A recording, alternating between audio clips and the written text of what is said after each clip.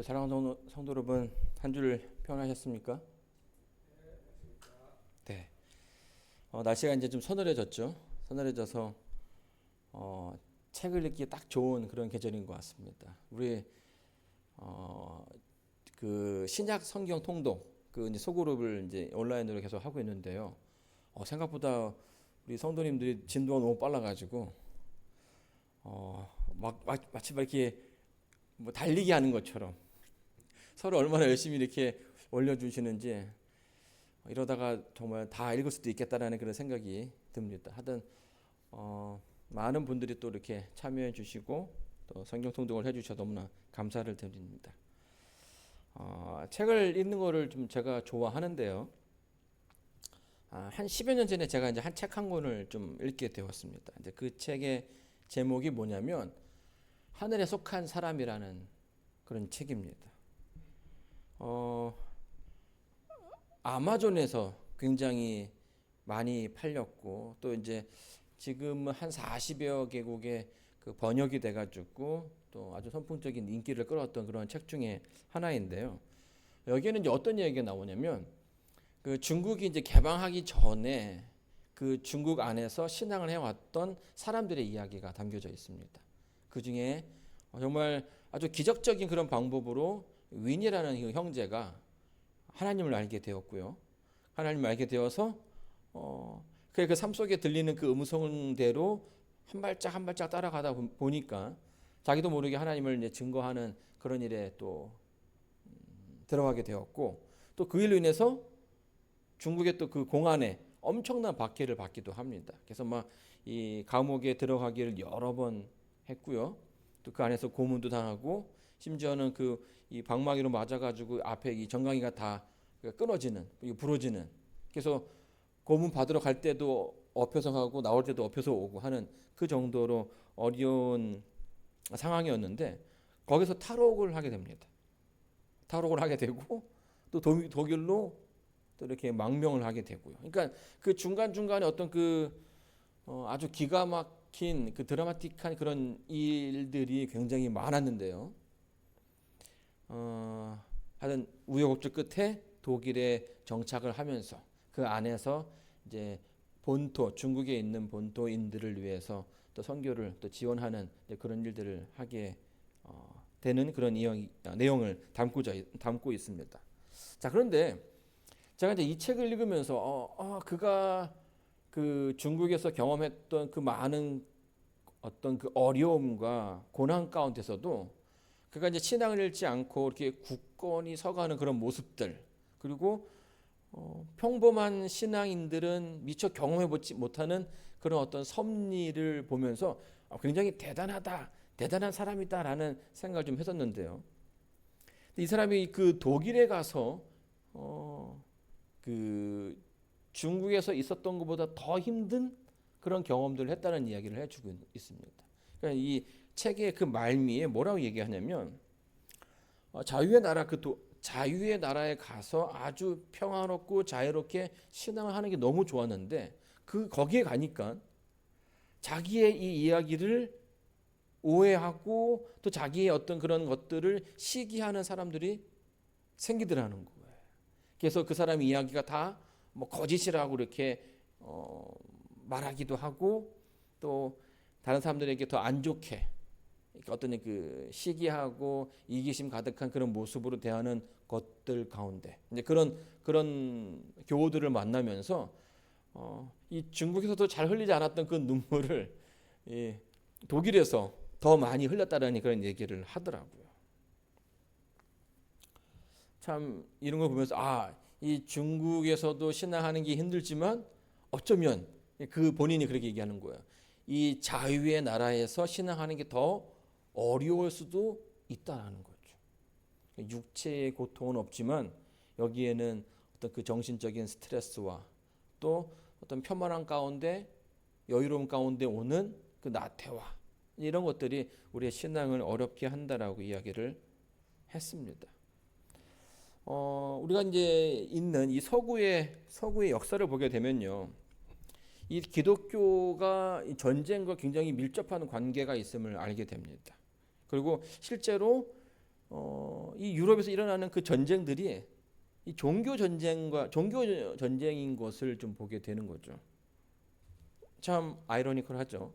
분명히 기독교에서는 사랑이라는 어떤 그 주제를 설교하고 사람들에게 가르치는데 그런 곳에서 분쟁이 있고 다툼이 있다라는 것, 이것이 기독교의 어떤 그 역사 가운데 있는 역사이고 또 그런 오늘날 우리가 또 경험하는 그런 현실이라는 거죠.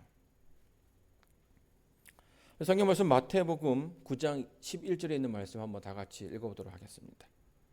다 같이 읽겠습니다. 시작. 바리새인들이 보고 그 제자들에게 이르되 어찌하여 너희 선생은 세리와 죄인들과 함께 잡수시느냐. 바리새인들이 한 질문을 제자들에게 던집니다. 그 질문이 뭡니까? 왜 예수님은, 너희들이 그 믿고 따르는 예수님은 하필 저 세리들이랑 같이 밥을 먹느냐라는 거죠. 여러분, 이 장면은요, 마태라는 새 제자가 예수님의 그 제자 가운데 들어오게 됩니다. 그리고 그것을 기념하기 위한 어떤 그 뭐 잔치 파티가 이제 벌어지게 된 거죠. 근데 그 자리에 바리새인들, 한쪽에는 바리새인들이 있었고요, 또 한쪽에는 그 세리 마태의 친구들이 또 있었습니다. 한쪽은 굉장히 보수적인, 그리고 사람들로부터 존경을 받는 그런 무리였고요, 다른 한쪽은 말 그대로 세금을 걷는 세리들이었습니다. 이 세리들이 숫자에 어떤 밝고 굉장히 좀 스마트한 사람이라 생각할 수 있지만 그 당시에 유대인들에게는 이 세리라는 직업은 어떻습니까? 그냥 이렇게 걸러내는, 상종하지 않는 그런 직업군 가운데 하나였습니다. 여러분, 그 프레즈노, 저희 이제 하페에 이제 건물이 있는 프레즈노에 리들리라는 그런 작은 동네가 있습니다. 거기에 보면요, 한인 이민 역사 기념각이라는 그런 장소가 있어요. 자그마한 공원인데 거기에 독립문을 형상하는 그런 건축 구조물이 있고요. 그 양 옆으로 10개의 비석이 서 있습니다. 근데 그 비석에는 뭐가 있냐면 일찍이 미국에 이제 이민을 와서 정착하면서 한국의 대한민국의 그 독립을 위해서 힘썼던 그런 사람들의 그런 그들을 기념하면서 세워진 그런 비였습니다. 거기에는 뭐 여러 많은 이름들이 있었지만 제가 알만한 이름은 안창호 선생님과 이승만 대통령의 이름이었어요. 근데 참 감동스러운 것은요, 이 프레즈너가 뭘 유명합니까? 지금도 농장으로 유명하죠. 그래서 거기에 뭐 복숭아, 오렌지, 여러 가지 많은 과일들이 나오는데 1900 초기만 하더라도 거기에서는 이제 오렌지 농장이 굉장히 많았다고 얘기를 해요.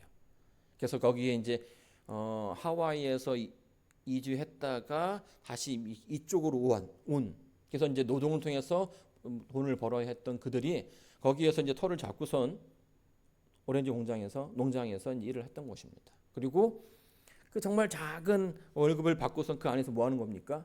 십시일반 모아가지고 그 자금을 모아가지고 이렇게 이승만 대통령이라든지 안창호 선생님이 오면은 그 돈을 다시 또 이렇게 줘서 독립 자금으로 사용할 수 있게끔 도왔다라는 거죠. 그래서 여기 가게 되면 그때 온 분들이 묵었던 그 호텔도 지금 남아 있고요.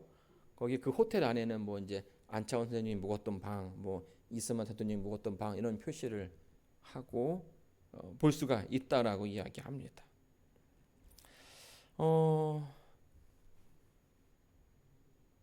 그러니까 이들이요, 어려운 그런 상황 가운데서도 뭘 위해 헌신한 겁니까? 본인들의 삶도 박박한데 그런 것들을 뒤로 한 채 나라의 독립을 위해서 노력한 거죠. 그리고 그들의 그 헌신과 어떤 노력이 모든 사람들에게 기감이 되는 일이었다라는 거예요. 이 독립운동을 한다라는 것은 굉장히 고귀한 그런 일이었던 거죠. 자, 그런데 그런 그러니까 우리가 보기에 이 독립운동이라는 어떤 고귀한 일을 하는 직분인데요. 이 예수님 시대에 세리를 바라보는 시선은 어땠냐 하는 것이죠. 그 시대에도 수많은 사람들이 유대의 독립을 위해서 애를 써왔습니다. 그런데 그런 사람들과는 다르게 정반대에서 무언가를 자기의 어떤 자기의 이익을 위해서 또 자기의 어떤 그 출세를 위해서 노력하는 이들이 있었다라는 거죠. 그 중에 한 그룹이 누구였어요? 세리였다라는 거예요. 그들은 유대를 위해서 일하는 사람들이 아니었습니다. 그들이 거둔 세금은 다 어디로 갑니까? 로마로 가게 되죠. 그리고 단순하게 로마를 위해서만 한 그들이 세금을 걷는 것이 아니라 자금 한 통을 하나 더 옆에다가 둡니다. 그리고 그것은 누구를 위해서 걷어지는 거예요? 자기를 위해서. 그래서 이 세리 또 세리장들 정도 되면은 정말 굉장한 부를 얻은 사람들로서 사람들에게 인식이 되는 거죠. 누구는 독립을 위해서 자기의 먹을 것을 아껴가면서 자기의 그 돈을 아껴가면서 사는데 그들은 그 민족의 고혈을 걷어다가 자기의 이익으로 삼는 것이에요. 그러니 그런 세리와 함께 밥을 먹는다. 이런 사실은 마치 어떤 분위기입니까? 나를 팔진 않았지만 그들과 동조해서 무언가 이 이상한 일을 꾸미는 그런 모습처럼 보일 수 있다라는 거예요. 그렇죠? 만약에 대한민국이었으면 거기다가 이렇게 도시락 폭탄이라도 던질 것 같은 그런 어떤 좀 이렇게 무서운 그런 분위기였던 거죠. 여러분, 이제 성경에는요 죄에 대한 이야기가 굉장히 많이 기록되어 있습니다. 아주 거룩한 책이라고 이야기하면서도 그 거룩한 책 안에 인간의 그 죄가 다 거의 다 나열이 됩니다. 그리고 이 사랑이 가득한 교회 안에 또 죄인들과 관련된 이들이 모이기도 하고요. 또 그 안에서 싸움이 일어나기도 합니다. 그래서 우리는 때로는 교회의 어떤 그 형편을 바라보면서 또 실망하기도 하고 좌절하기도 하죠. 근데 이런 이 혼란의 대부분은 아주 자그마한 씨앗에서부터 시작이 됩니다. 그리고 그것이 자라서 커지고요. 큰 파장을 일으키고요. 나도 모르는 사이에 우리는 그런 큰 혼란 가운데 있게 되는 거죠. 예수님의 그 제자들은 예수님이 좋아서 모여든 사람들이었습니다. 그분의 가르침이 다른 랍비들과 비교했을 때에 너무나 신선하고 또 랍비들의 가르침과는 뭔가 다른 그런 모습이었죠. 세상에서 들을 수 없는 지혜가 예수님의 입으로부터 흘러나왔습니다. 그래서 그렇게 예수님이 좋아서 따라다니던 제자들에게 자그마한 씨앗 하나가 던져지게 됩니다. 그리고 그 누군가는 그 씨앗이 자라서 그 씨앗이 큰 파장을 만들기를 바랬던 거죠. 그 자그마한 씨앗이 무엇입니까? 왜 너희 선생은 세리와 죄인과 함께 밥을 먹는가? 하는 질문이었어요. 왜 예수님은 세리와 함께 하는가? 죄인과 함께 하는가? 여러분, 편견이라는 것은요, 우리의 생각을 멈추게 하고요, 우리의 행동에 제약을 만들어 버립니다. 편견은 공정하지 못하고 한쪽으로 치우친 생각이라고 사전은 정의하고 있습니다. 그리고 이런 생각은요, 그러니까 뭔가 좀 막힌 생각은 곧바로 다른 행동으로 표출될 수밖에 없는 거예요. 공정하지 못한 생각이니 이해할 수 없는 행동으로 이어지는 거죠. 편견은 마녀 사랑이라는 어떤 그 극단적인 행동으로 표출되기도 하고요. 또 오늘날 이제 우리가 살고 있는 이 사회에서는 프레임을 씌우다 이런 표현으로 나타나기도 합니다. 원래의 모습이 아닌 덮어 씌워진 그런 모습으로 보게끔 만든다라는 거죠. 여러분, 이 중세의 그 마녀 사냥도 뭔지 잘 아시죠? 예, 중세의 그 마녀들이 뭐 이렇게 해가지고 교회를 또 사회를 어지럽게 한다라고 해가지고 수많은 사람 여인들이 잡혀갔습니다. 나중에 이제 그 알고 보니까 그들이 마녀였습니까? 마녀가 아니었죠. 그런데 뭘 한 거예요? 마녀가 아닌데 마녀가 되게끔 했고 마녀로 불려져서 그들을 죽게끔 했다라는 것입니다. 여러분 오늘날 시대에도요 이런 모습들이 굉장히 많이 볼 수가 있어요. 내가 아무리 깨끗해도 이렇게 한번 어떤 그 프레임에 딱 씌우게 되면 그것을 감당하기가 굉장히 어렵다라는 거예요. 자, 예를 들어 보겠습니다. 여러분 삼양라면 아십니까? 삼양라면. 이 삼양라면은요. 1970년, 60년대 그 라면 업종에서는 선발 주자였어요. 후에 농심이라는 그 후발 주자가 생기지만요. 그 당시에 이 삼양라면이 어떤 그 라면 시장에서 80% 90%를 차지했어요. 굉장히 우위를 높았던 그런 기업이었죠. 근데 이 농심이요. 1979년부터 이 당시 삼양라면이라든지 뭐 이런 다른 그 라면 공장에서 이 우지, 소 기름을 써서 면을 튀겼는데 이 농심이 97년부터 식물성 기름인 파뮤를 사용하기 시작합니다. 파뮤. 근데 이제 그때쯤 어떤 일이 생기게 됩니까? 파동이 생기게 되죠. 어떤 기자가 삼양에서 소 기름을 쓰는데 그 소 기름이 뭐다? 공업용이다라고 얘기를 하는 거예요. 그래가지고 이게 언론에서 터트리고 신문에서 터트리고 해가지고요. 아주 엄청난 이슈가 됐습니다. 그때 농심이 우리는 공업용 소고기 우지를 사용하지 않습니다라고 대대적인 광고를 하죠. 우리는 식물성 파뮤를 사용합니다. 그래도 여러분 이 사건으로요 삼양라면이 그때 당시에 3개월 영업 정지를 받게 됩니다. 그러면서 그 80% 90% 했던 그 점유율이 한순간에 거의 망하기 직전까지 내려앉았어요. 지금도 10%거든요. 그거를 헤어나올 수가 없는 거예요. 여러분 여기 반전이 뭔지 아십니까? 1997년에 대법원 판결에서는 무혐의로 처분이 났어요. 그리고 이 공업용 소 우지라는 것은 존재하지도 않고요. 그 당시 그 소 기름은 가장 좋은 기름이었다는 사실이 나중에 밝혀지게 됩니다. 그런데 아무도 이거를 이미 시간이 너무 늦어 버렸던 거죠.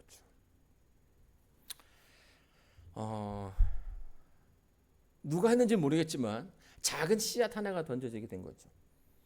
왜 그들은 공업용 소기름을 사용하는가? 이것이 대한민국 전체에 던져진 작은 씨앗이었습니다.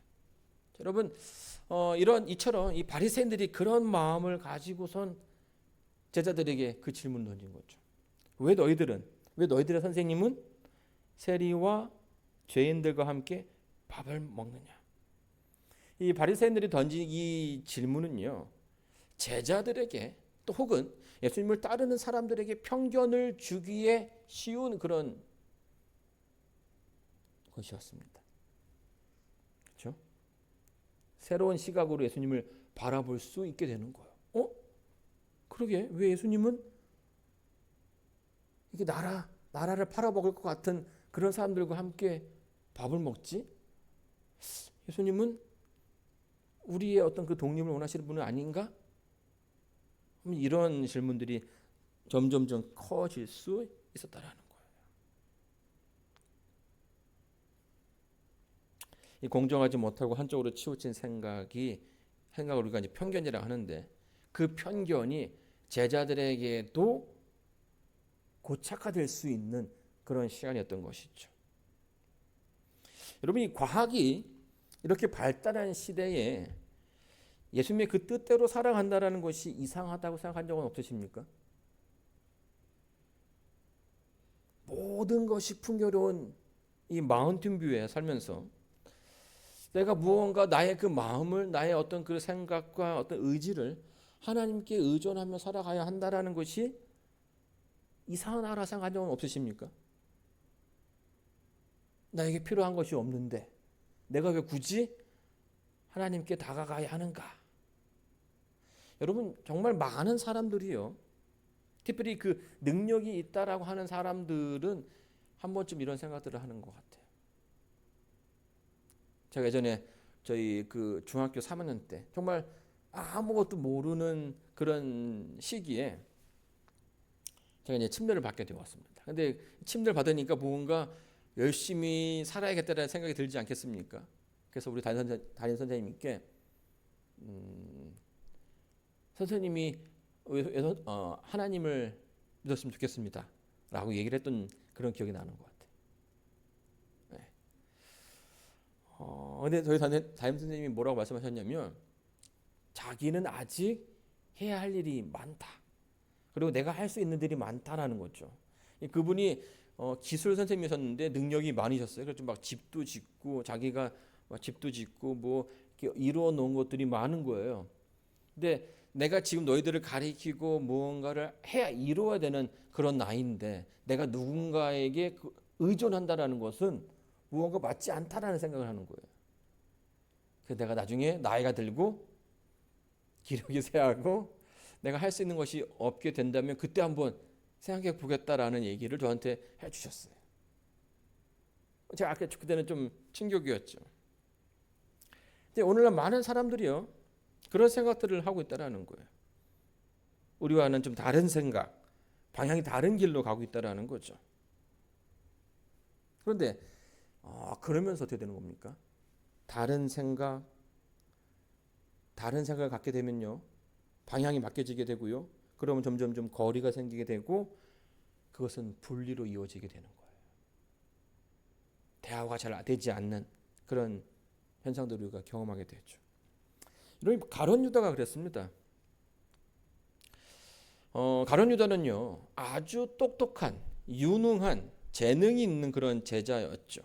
그래서 유다가 제자가 되었을 때에 예수님보다도 다른 제자들이 좋아했어요.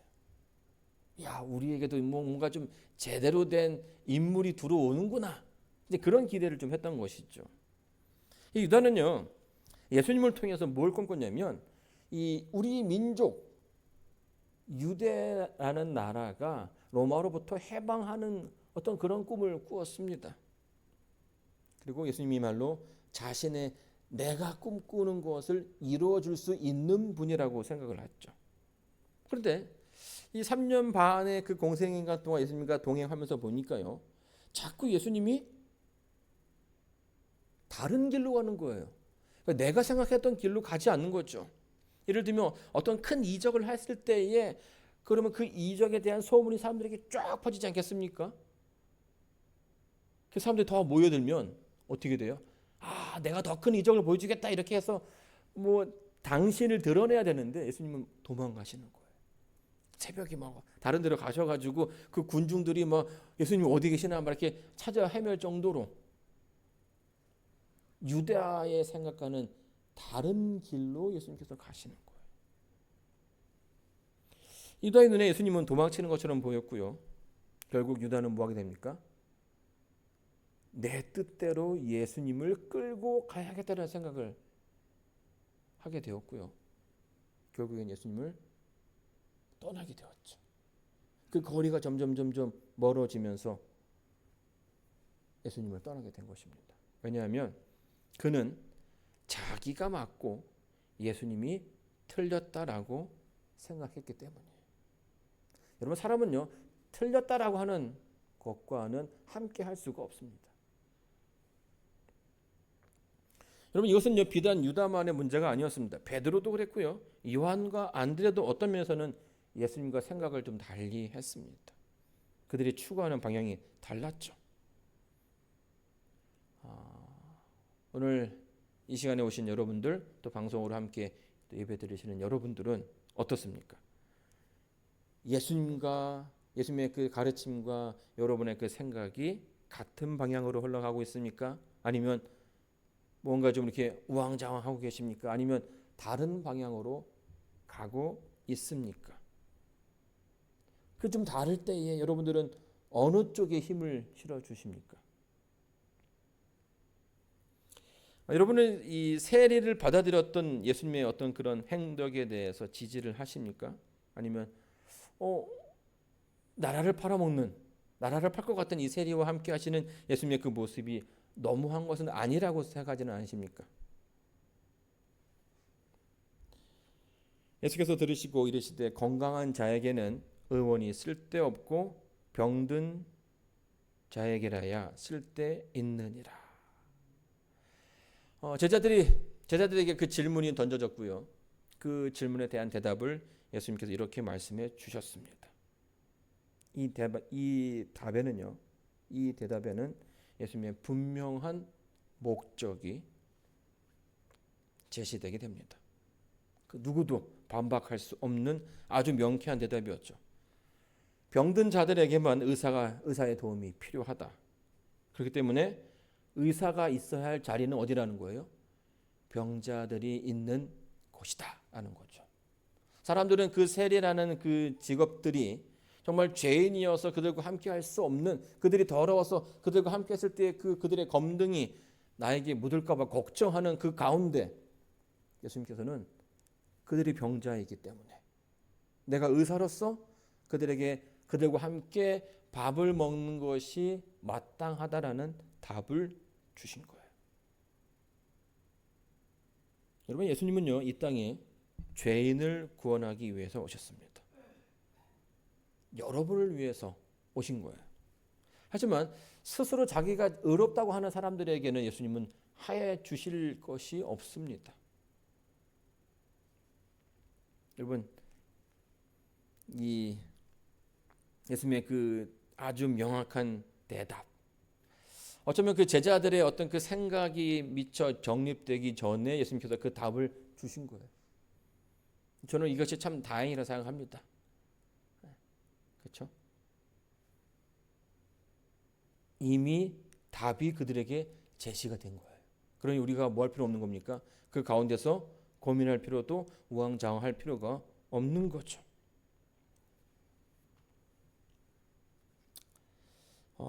사회학자들이요, 이제 우리가 사는 세계가 팬데믹 전과 팬데믹 후로 나뉘어질 거라고, 나뉘어지고 있다라고 설명해 주고 있어요. 여러분 느끼시죠? 팬데믹 전과 팬데믹 후의 그 삶이 너무나 많이 바뀌게 되었고요. 과학적으로도 봐도 이 사회적으로도 봐도 한 10년 정도의 어떤 그런 그 갭이 확 사라진 것 같습니다. 10년 후에나 등장할 것 같은 그런 것들이 갑자기 서둘러서 막 나오는 그런 모습들을 보게 되죠. 자, 그런데 그 수많은 그 변화 가운데 우리가 좀 걱정하는 한 가지는요, 그 가운데 분리가 생기고 갈등이 생긴다라는 거예요. 제가 이제 초등학교 때만 하더라도요, 그 책에서 배웠던 그 단어 중에 하나가 뭐냐면 지구촌이라는 그런 단어였습니다. 무슨 뜻입니까? 우리가 살고 있는 지구는 이제 하나다라는 거예요. 그래서 처음에는 그게 무슨 말이야 했는데 점점점 이제 경제가 발전하고 정치가 발전하고 하다 보니까 전 세계가 하나의 유기체처럼 움직였다라는 거죠. 미국에서 설계를 하면 그 설계한 제품을 중국에서 생산을 하고요. 중국에서 생산을 하면 그 만들어진 제품이 전 세계에 공급이 되는 거예요. 그래서 이 팬데믹이 있기 전만 하더라도요, 이 지구라는 이 우리의 살고 있는 행성은 굉장히 좋은 그런 곳이었습니다. 막 이제 이 중국과 인도의 어떤 값비싼 그 인권력을 바탕으로 세계가 아주 평화로운 그런 시대를 보냈죠. 그런데 팬데믹이 딱 시작하면서 뭐가 생기게 됐습니까? 분리가 시작이 되는 거예요. 미국은 휴지가 동이 나기 시작했습니다. 소독약을 구할 수가 없어요. 이 소독제를 구할 수가 없어서 기술이 없는 게 아니라 뭐가 없는 겁니까? 제조업이 없는, 공장이 없는 거예요. 그래가지고 그걸 아주 막 이게 마스크도 막 그냥 1, 2불이면 살 수 있는 것들이 막 가격이 막 천정부지 오르는 그런 사건들을 경험하면서 미국이 굉장히 놀랬죠. 그러면서 우리가 좀 다른 정책을 써야겠다고 하는 그런 생각들을 하게 됩니다. 그래서 이 지역으로 좀 분리를 해서 대륙별로 이렇게 움직이는 그런 모습들이 보이게 되는 거죠. 그러면서 또 그 민족적인 어떤 갈등들이 있게 되었습니다. 동양인을 특별히 그 중국인들을 좀 이렇게 혐오하는 그런 모습들이 있게 되었고요. 또 우리는 비슷하기 때문에 또 뭐예요? 우리는 중국인이 아니다라고 하는 그런 슬로건을 내걸면서 또 살아야 했던 그런 기억도 있습니다. 그리고요, 이념적으로 분리가 일어났죠. 이 정치 색깔에 따라서 마스크를 쓰느냐 벗느냐 이런 문제가 이슈가 되기도 했고요.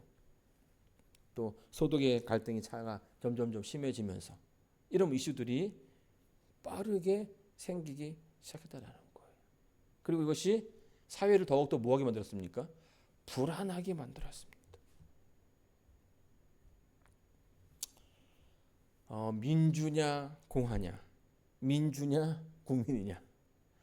여러분 이런 모습들이 사회에서 있습니다. 사회에 있습니다. 그리고 이게 한 가족 안에서도 있고요. 안타까운 것은 이 교회 안에도 있다라는 거예요. 여러분 정치 얘기뿐만 아니죠. 너무나 많은 편견들이 이 교회 안에 있습니다. 그리고 그것 때문에 교회가 몸살을 앓게 되기도 하는 거죠. 실제로 대한민국의 팬데믹 때문에 교회가 양분됐던 그런 모습들 기억하십니까?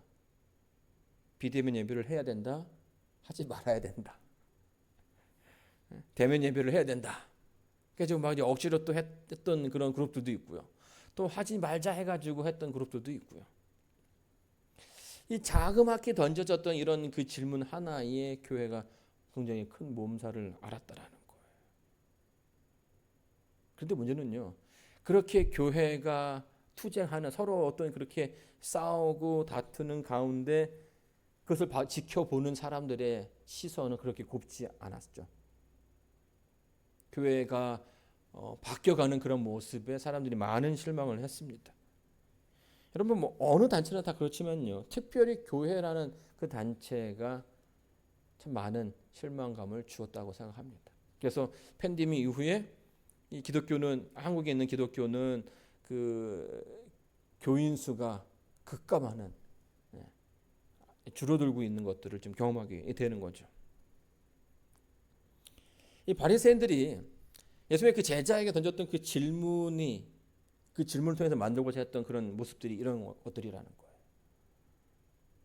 그 안에 분열과 그 안에 갈등을 하게 됨으로써 그 세력이 더 크지 못하게끔 했던 거죠. 마태복음 9장 14절에는요 이렇게 설명해 주고 있습니다. 그때 요한의 제자들이 예수께 나와 가로되 우리와 바리새인들은 금식을 하는데 어찌하여 당신의 제자들은 금식하지 아니하나이까. 자, 여기에 보게 되면 이 질문을 침례 요한의 제자들이 했다라고 이야기합니다. 근데 이제 같은 내용을 누가복음에서는 5장 35절에서 이 질문은 바리새인들과 서기관들이 하게 되는 거예요. 분명한 것은 두 집단이 의견이 같다라는 거죠. 이 침례 요한의 제자들도 바리새인과 서기관들도 왜 예수님의 제자들은 금식을 하지 않느냐라는 생각, 공통된 의견을 가지고 있었다라는 거예요. 여러분 이러한 일들이 또 있었죠. 이 침례 요한이 사역을, 이 바리새인들과 서기관들이 침례 요한의 사역을 이해하는 듯 다가가서 요한의 제자들을 흔들어 놓은 거예요. 그러면서 그들이 또 뭐하게끔 또 다른 질문을 통해서 예수님의 그 제자들을 흔들게끔 또 원했던 것일 수도 있다라는 거죠. 침례 요한이 그런 흔들림 가운데 그런 경험을 했던 적이 있습니다. 감옥에 있는데 제자들이 와서 그러는 거죠. 왜 예수님은 당신을 구하러 오지 않습니까? 여러분 이 장면 기억하시죠? 그래서 침례 요한이 뭐합니까? 그렇게 늘 한평생 예수님을 위해서 살아왔던, 잘 준비되었던 그였지만 그 질문에 그 역시도 흔들리게 됩니다.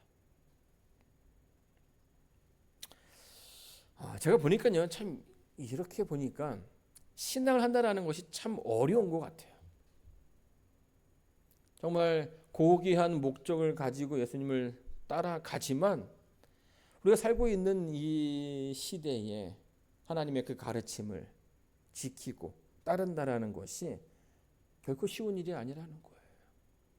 마치 그런 고민 가운데 뭐 이렇게 무언가를 선택하는 그 기로에서 하나님께서 나에게 이 길이 맞다, 저 길이 맞다라고 얘기해 주신다면 훨씬 더 좀 쉽게 그 길을 헤쳐나갈 수 있을 거라는 생각이 드는데요. 그렇지 않다라는 거죠. 그리고 그 어려움 가운데 있다라는 거예요. 고민하게 되고.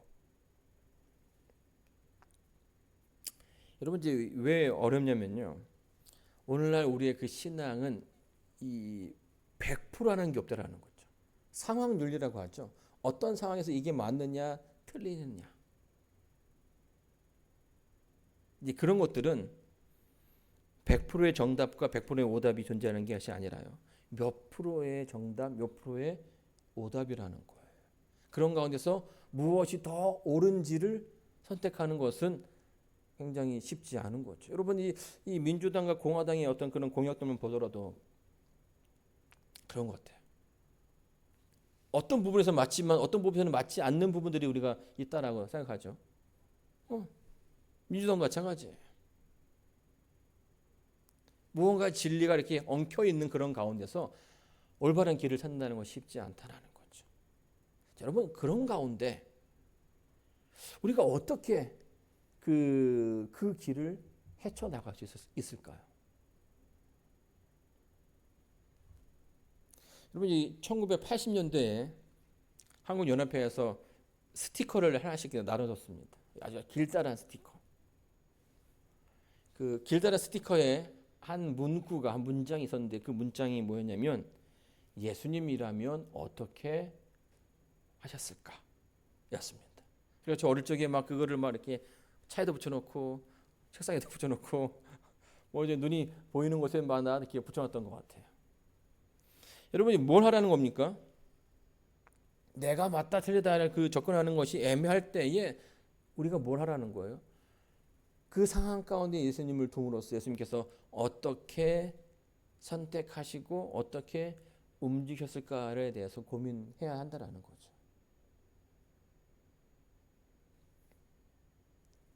그러다 보면 우리가 답으로 향할 수 있다라는 거예요. 여기 보게 되면 하나의 그 이게 상황이 삼각형이 등장합니다. 이게 제가 그 부부 상담할 때 배웠던 그런 그림인데요.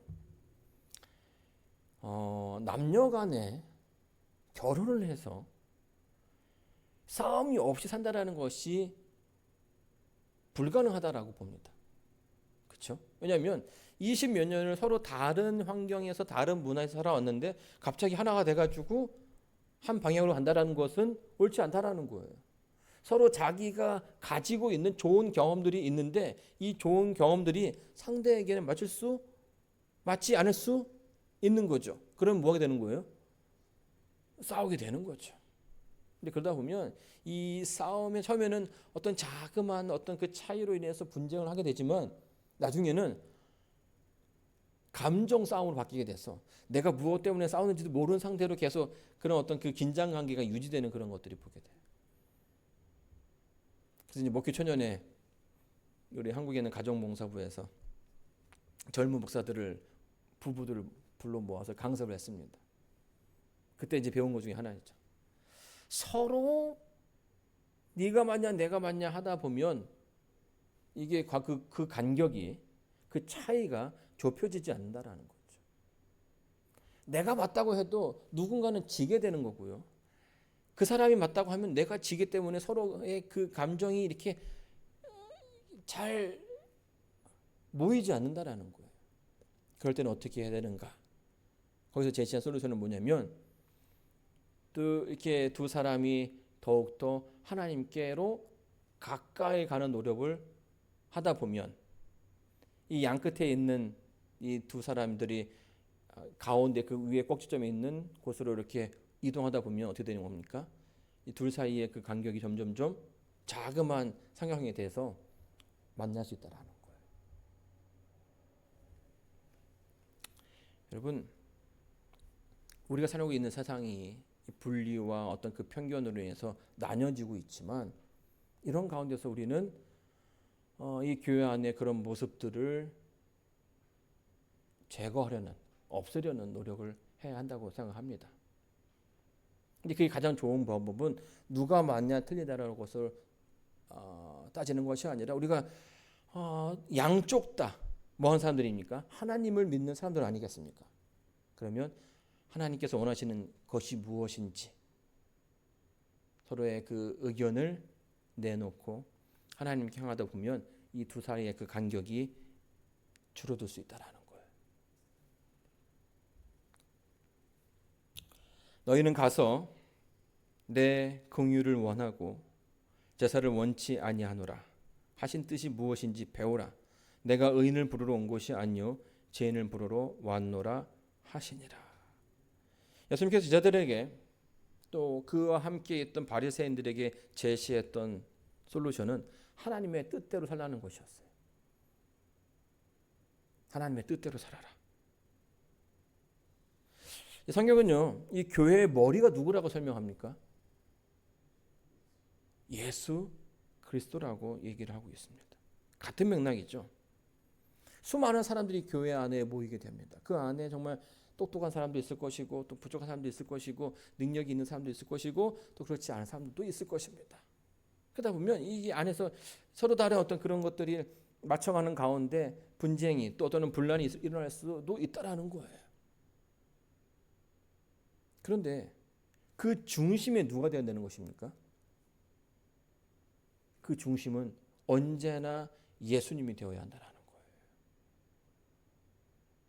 인간의 뜻으로 교회가 움직이는 것이 아니라 하나님의 그 뜻을 찾고 그 뜻 가운데서 움직이게 됐을 때에 이 교회는 온전하게 한 방향으로 갈 수 있다라는 거예요. 여러분, 벌어진 관계가요, 하나님 뜻대로 살고자 하는 그런 의지, 그리고 하나님과 더 가까이 되고자, 가깝게 하고자 하는 그런 노력들, 그런 가운데서 우리가 모일 수 있는 거예요. 자기의 모습을 지우고 예수님께서 원하시는 방향으로. 여러분, 그럼 방향이 하나 아니겠습니까? 한 방향으로. 주님이 주시는 그 방향으로 갈 때의 교회가 가장 안전하고 가장 평안하다라는 거죠. 여러분, 우리는요, 성도들을 형제와 자매라고 부릅니다. 누구 형제, 누구 자매. 근데 그 말은 무슨 뜻입니까? 우리가 서로 더 친하다라는 뜻이죠. 근데 예전에 제가 어릴 적에 들었던 설교 중에 하나는 어떤 목사님이 우리의 형제가 피를 나눈 형제보다 더 나은가, 그렇지 않은가 이렇게 물었던 적이 있었어요. 여러분, 형제 자매라는 그 말의 뜻은요, 단순하게 그냥 누군가를 부르는 그런 호칭이 아니라 더 큰 의미가 있는 거죠. 우리가 같은 아버지를 섬기고 있어요. 그렇다면 우리는 같은 아버지를 모시고 있는 형제 자매라는 겁니다. 그 말은 우리가 그리스도를 따르는 것이고 하나님의 가르침을 따른다라는 것입니다. 사랑하는 성도 여러분, 하나님은요, 우리가 하나 된 모습으로 가기를 원하셨습니다. 세리와 함께 밥을 먹으면서 그들을 품을 수 있는 세계가, 세상이 오게 되기를 원했고요. 죄인들과 함께 있어도 그것이 아무런 흠이 되지 않는 그런 세계. 그들에게 희망이 전해지고 그들에게 구원이 전해지는 그 세계를 예수님께서는 꿈꾸셨던 것입니다.